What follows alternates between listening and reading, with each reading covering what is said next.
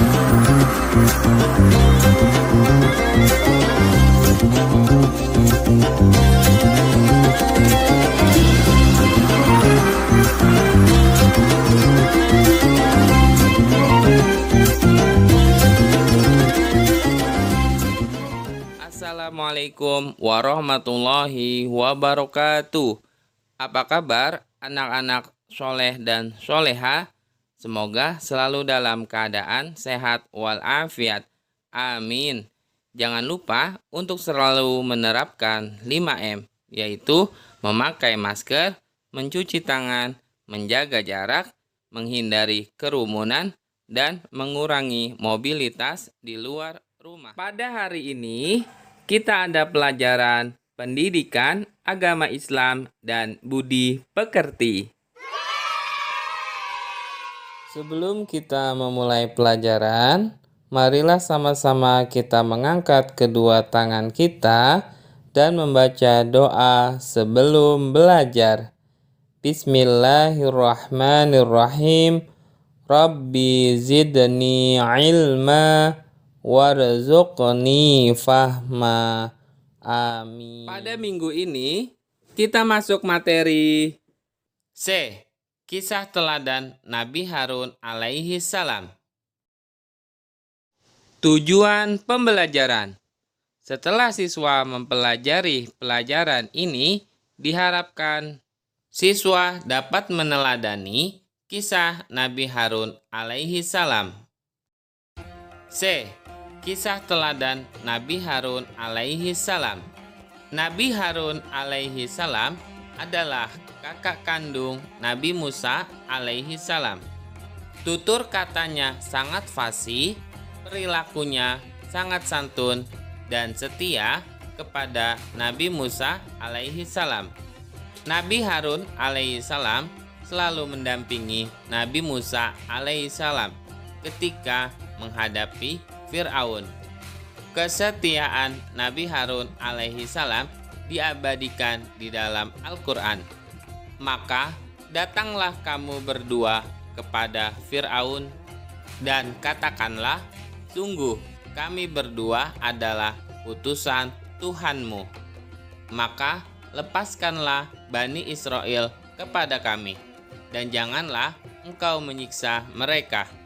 Sungguh, kami telah datang kepadamu dengan membawa bukti atas kerasulan kami dari Tuhanmu, dan keselamatan itu dilimpahkan kepada orang yang mengikuti petunjuk. Selain setia kepada Nabi Musa alaihi salam, Nabi Harun alaihi salam selalu membela orang yang tertindas. Kaum Bani Israel yang tertindas berhasil mereka selamatkan. Kemudian setelah mereka selamat, Nabi Harun alaihissalam dan Nabi Musa alaihissalam beserta pengikutnya yang setia, mereka tinggal di Palestina. Pada suatu malam, Nabi Musa alaihissalam bermimpi agar pergi ke bukit Tur Sinai. Ketika Nabi Musa alaihissalam pergi ke bukit Tur Sinai, Nabi Musa alaihissalam menyerahkan kepemimpinan Bani Israel kepada Nabi Harun alaihissalam selama Nabi Musa alaihissalam pergi, agar mereka tidak tersesat. Kemudian Nabi Musa alaihissalam berpamitan kepada kaumnya dan menyampaikan bahwa selama beliau pergi, kepemimpinan Bani Israel dipegang oleh Nabi Harun alaihi salam. Kemudian Nabi Musa alaihi salam pergi ke bukit Tur Sinai. Setelah kepergian Nabi Musa alaihi salam, kaum Bani Israel tidak mengikuti anjuran daripada Nabi Harun alaihi salam.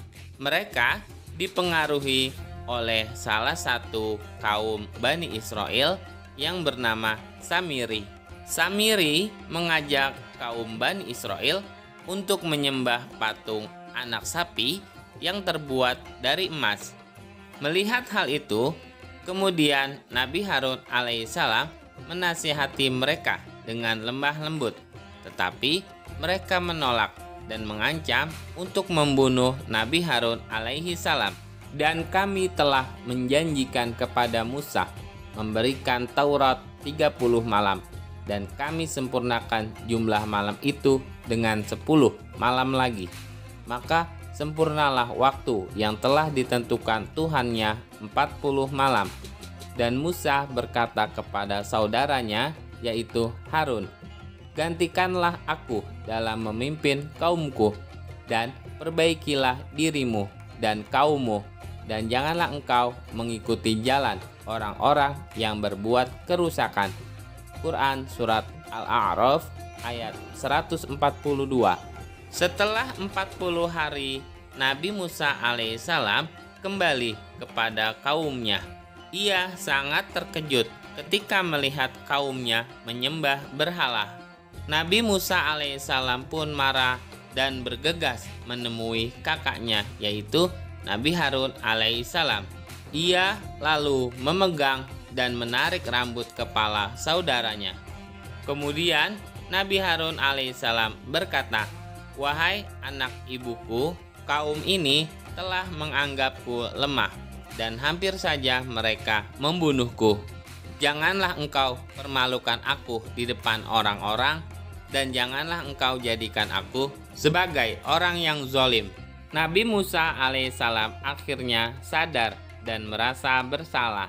Beliau meminta maaf kepada Nabi Harun alaihissalam dan berdoa kepada Allah Subhanahu wa Ta'ala, "Ya Tuhanku, ampunilah aku dan saudaraku, dan masukkanlah kami dalam rahmat Engkau, dan Engkau Maha Penyayang dari semua penyayang." Setelah Nabi Musa alaihissalam mengetahui bahwa penyebab kesesatan kaumnya dari salah satu kaumnya yang bernama Samiri, akhirnya Nabi Musa alaihissalam memanggil dan menghukum Samiri, yaitu dengan mengusirnya dari Bani Israel. Setelah itu, patung anak sapi itu pun dibakar. Berdasarkan kisah Nabi Harun alaihissalam, keteladanan yang dapat kita ambil adalah: 1. Setia pada kebenaran dan keimanan. Jangan sampai kita terpengaruh oleh bujukan orang yang ingin menyesatkan kita dari menyembah Allah Subhanahu wa Ta'ala, walaupun orang tersebut menjanjikan kita sesuatu. 2. Berperilaku kasih sayang dan santun. Meskipun seandainya ada orang lain yang tidak menyukai kita, kita jangan berbuat kasar terhadapnya. Akan tetapi, kita tunjukkan dengan perilaku kasih sayang dan santun kepadanya. Sikapku, aku dapat meneladani kisah keteladanan Nabi Harun alaihi salam. Untuk link soal latihan ada di kolom deskripsi. Setelah selesai pembelajaran kita pada kali ini, marilah sama-sama kita tutup dengan pembacaan hamdalah. Alhamdulillahirabbil alamin. Semoga ilmu yang telah kita pelajari menjadi ilmu yang bermanfaat di dunia dan di akhirat. Bapak akhiri, wassalamualaikum warahmatullahi wabarakatuh.